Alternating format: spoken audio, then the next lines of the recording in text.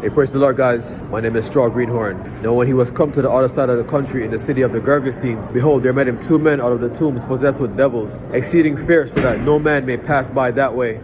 Now, when they saw him, they ran and besought him, saying, O Jesus, Son of God, of the Most High, are you come to destroy us before the time? Now, there was a herd of swine feeding nearby, and they besought him, saying, If thou wilt cast us out, suffer us to go into the herd of swine. And he did. So when they did, the herd of swine ran violently down the steep slope, into the ocean, and were drowned in the sea. Now those that kept the swine, when they saw what happened, they fled and came into the city and told everyone.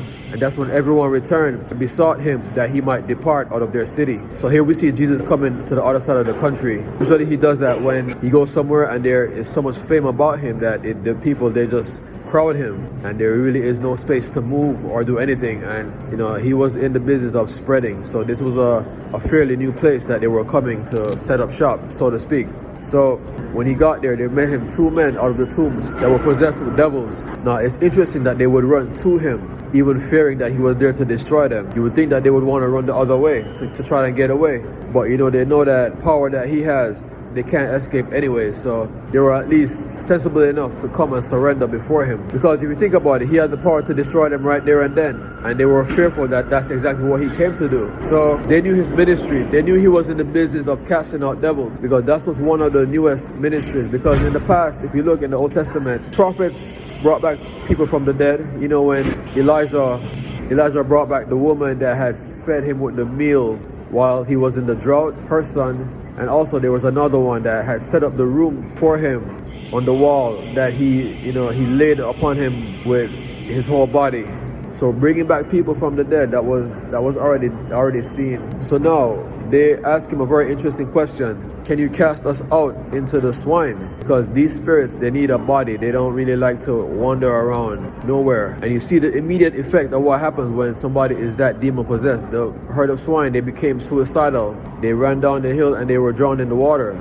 Surely they had seen the water before and might have even, I don't know, maybe they at some point were in there for whatever reason. But being possessed by these spirits, it caused them to become so suicidal that they ran and they drowned themselves pretty much in the water. Now keep in mind that these were the same amount of spirits that were in these 2 men, and the fact that they were still alive, they didn't commit suicide or die, shows that maybe we have a stronger resolve than the animal, that we are able to bear more of a psychological burden, because that's exactly what they were doing to them.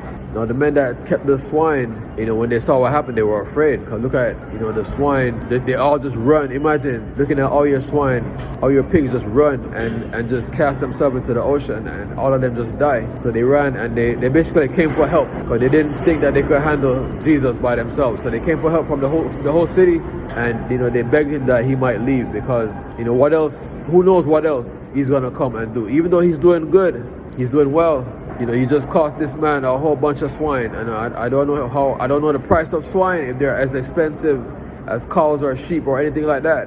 And I know that the Jews consider them to be unclean, and were they eaten by anyone is the question. But who knows who knows what other thing he might have accidentally done. So they wanted him out. Let's just keep our simple way of life. We don't need to be complicating it with anything. My name is Straw Greenhorn.